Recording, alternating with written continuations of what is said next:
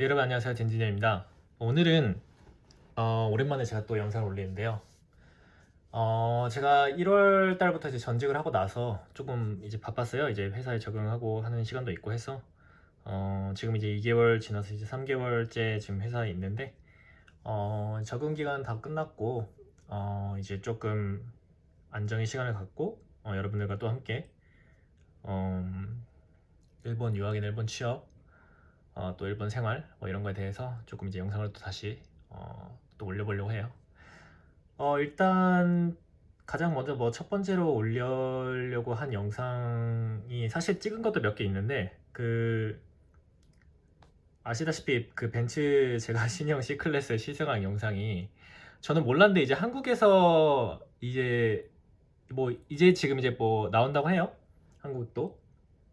근데 이제 그 당시에는 이제 한국에 이제 뭐 발표도 아직 안 나오고 나오지도 않고 그래서 그런지 아마 굉장히 큰 관심이 있었던 것 같아요. 받은 것 같아요. 그래서 그 영상이 한 조회수가 3만 뭐 몇천 회가 되었는데 제 모든 영상을 통틀어서 그게 조회수가 가장 많은 영상이 되는 그런 해프닝이 발생했는데 뭐 어찌되었든 이제 그런 것도 있고 해서 뭐 차 시승 영상 하는 것도 제가 뭐 시간 있으면은 뭐 다른 것도 좀 올려볼까 해요. 지금 현재 생각하고 있는 거는 뭐 일본에 지금 이제 아이오닉 현대자동차 아이오닉하고 그 다음에 그 수소 니로였나? 그 수소 자동차 그것도 일본에 지금 그 나온다고 해서 혹시 살 수 있을 기회가 있으면은 일본에 있는 현대자동차는 어떤 느낌인지 한번 타볼까도 하고 뭐 여러모로 이제 조금 이제 생각하고 있는 것도 있고 하니까 앞으로 조금 봐주셨으면 해요. 일단 뭐 첫 번째로는 제가 이제 가장 먼저 말씀드리고 싶은 건 사실 조금 이제 그 급여를 이제 좀 공개하기 좀 꺼려져요. 제가 뭐 이제 그 핫바지 이제 그 정말 저소득이라고 하기엔 좀 그렇지만 뭐 어쨌든 적은 급여 사회초년생 급여는 모르겠는데 조금 이제 급여 수준이 좀 올라가서 조금 이제 꺼려지긴 하는데 뭐 그래도 아직은 뭐 이걸로 끝날 것도 아니고 하니까 이제 제가 이제 조금 이제 상세한 제 급여 명세를 좀 공개하도록 하겠습니다.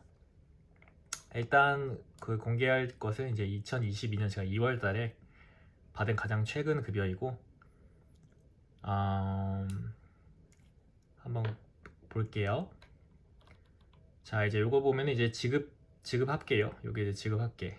총 합계가 나온 거고 살짝 좀 줄여봐서 2022년 2월 달에 받은 그 지급 합계 금액은 66만 6,667엔입니다.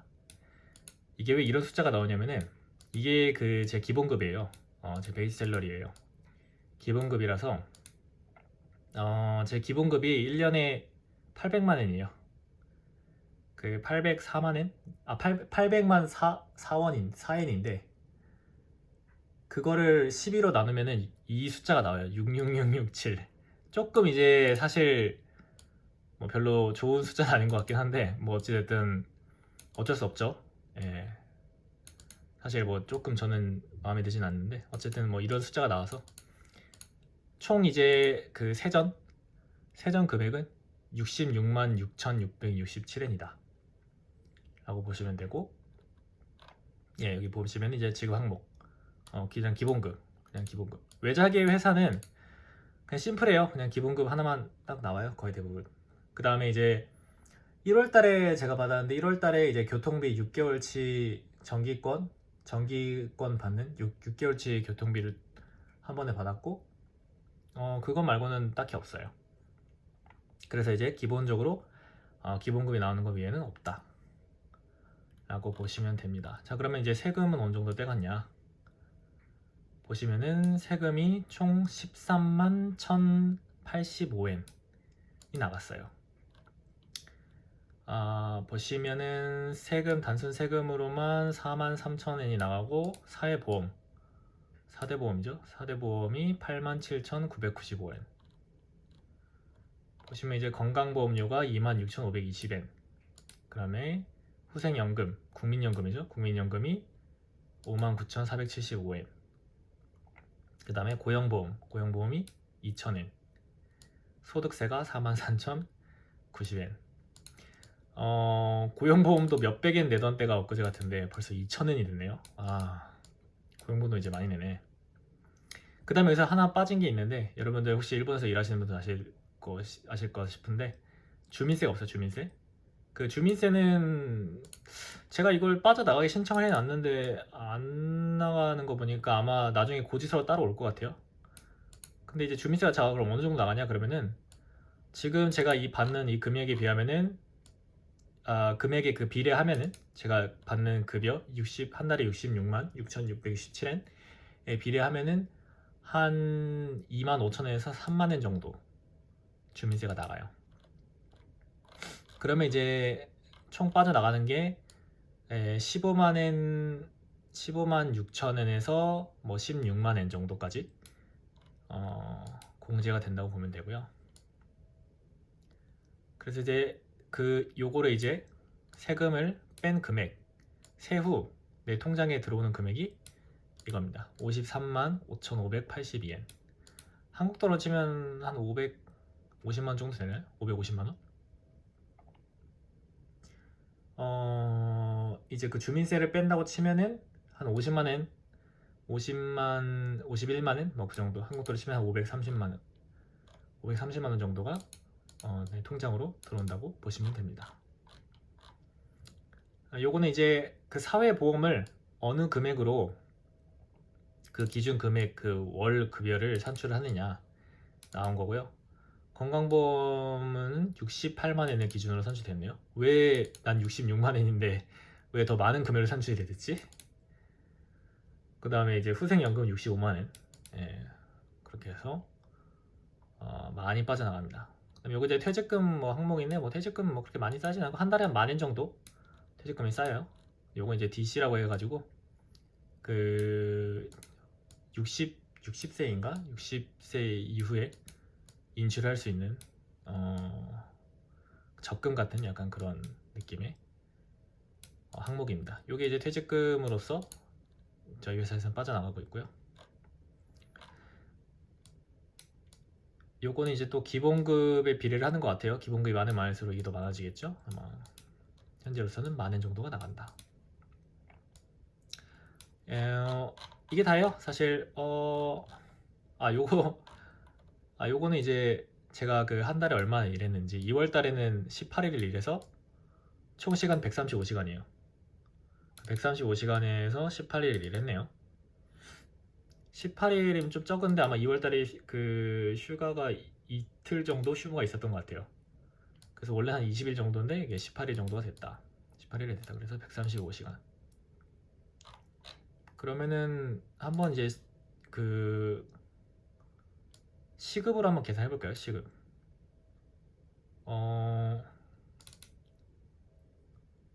제가 66만 6,667엔을 받잖아요. 요거를 135시간 일했으니까.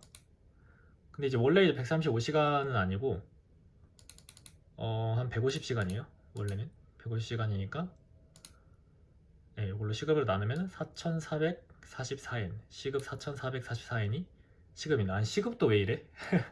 시급도 숫자가 되게 웃기네요. 44444. 좀 약간 불길한 숫자들이 계속 66666에 44444 불길한 숫자들이 있는데, 어찌되었든 이제 시급은 1시간에 4,444엔. 그럼 진짜 그러면은 너가 1시간에 4,444엔이냐 라고 물어보시는 분도 계실 수 있을 것 같은데, 일단 제가 지금 다니고 있는 회사는 일단 저는 이제 관리직급이라서 그 잔업수당 같은 게 안 붙어요. 그러니까 내가 얼마나 많이 잔업을 하던 기본급 그냥 요 금액 그대로 받아요. 내가 잔업을 100시간을 하든 빵시간 하든 이 금액은 거의 상관이 없어요. 거의 안 바뀌어요. 다만 바뀐 게 이제 예를 들면 휴일 근무, 토요일 일요일에 근무를 했다, 아니면 어떤 공휴일날 근무를 했다 이러면 이제 조금 그 휴일 수당이 붙긴 하는데, 뭐 그럴 일은 거의 없으니까 거의 없다고 보시면 되고, 그냥 한 달에 그냥 이 금액에서 그냥 안 바뀌면 그냥 계속 그냥 이 금액만 받는 거예요.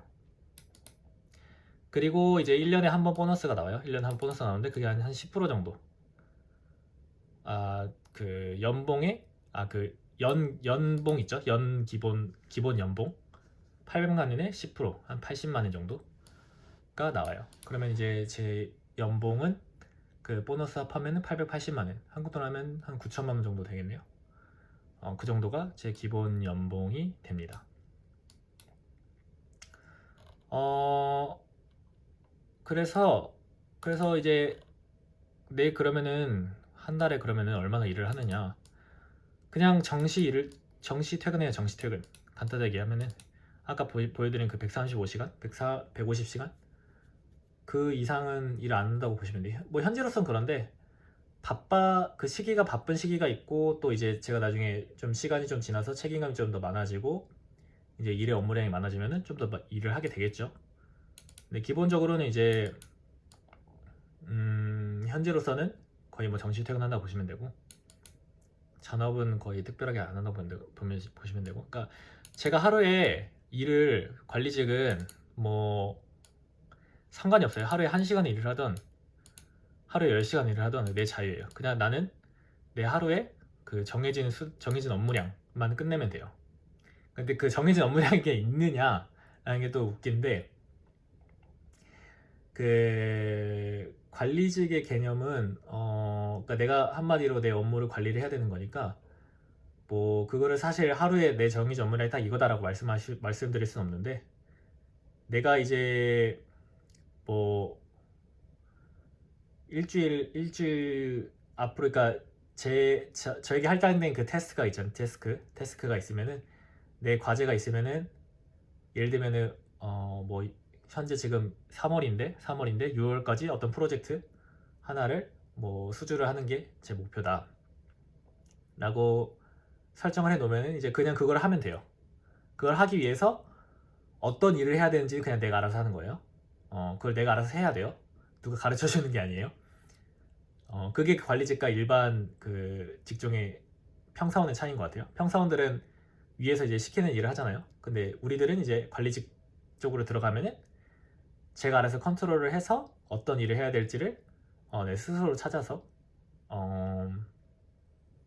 성공을 시키는 게 그 목표예요. 만약에 그렇게 못한다면은 그 관리직을 할 수 있는 그 의미가 없죠. 관리직을 하는 의미가 없고, 관리직으로서 일을 하면 안 되겠죠. 평사원으로서 계속 일을 해야 되겠죠. 어쨌든 그런 게 일이라서 현재로서는 뭐 아직 정시 퇴근을 잘 지키고 있다 라는 게 현재 제 상황입니다. 네, 오늘은 그냥 가볍게 제 뭐 월급 공개하는 거로 됐고요. 뭐 이 월급이 사실 이제 아마 크게 오르진 않을 것 같아요. 제가 뭐 직급이 오르지 않는 이상 앞으로 한 2, 3년은 계속 이 월급을 받지 않을까 생각되는데, 뭐 많이 받는다면 많이 받을 수도 있고, 뭐 아직 적게 받는다고 말씀드릴 수 있는데, 사실 적게 받는 수준은 아닌 것 같아요. 솔직히 개인적으로 제가 생각을 해도, 제가 지금 나이가 일본 나이로 30살이고 한국 나이로 32살인데 32살에 연봉 9천이면은 뭐 회사원으로서는 적게 받는 수준은 아닌 것 같고, 그리고 또 이제 뭐 그럼 어떻게 이 연봉을 받게 되느냐, 뭐 이런 스토리가 있는데, 뭐 그 제 스토리를 다 지금 여기 말씀드리기 좀 그렇고, 나중에 좀 한번 다른 스토리를 정리를 해서 어떤 식으로 하면은 여러분들이 이런 연봉을 받을 수 있게 되느냐, 제가 또 사회인 경력이 많으냐, 또 그런 것도 아니거든요. 경력으로 치면은 지금 이제 4년 좀 있으면 이제 5년 차에 접어드는 시기예요. 그러니까 아직 5년이 안 됐어요. 5년 차에 이제 접어드는 시기. 5년 차에 이 정도면은 일본에서도 많은 수준이고, 한국에서도 아마 많은 수준일 것 같아요. 한국도 많이 올랐다고 하지만은 5년 차에 나이 32살에 연봉 9천이면은 많은 수준인 것 같다. 뭐 여러 가지 이유가 있을 수 있는데 그거에 관해서는 제가 나중에 좀 따로 설명해 드리도록 하겠습니다. 네, 오늘은 여기까지 했고요. 뭐 일본 제가 좀 댓글 답변을 많이 못 드리고 있는데, 일본 취업이나 혹시 일본 유학 뭐 이런 거에 일본 생활이나 관해서 질문 있으시면은 댓글로 답변 남겨주시고, 또 구독과 좋아요 눌러주시면 감사하겠습니다. 네, 오늘 여기까지 하겠습니다. 또 봐요. 짠해.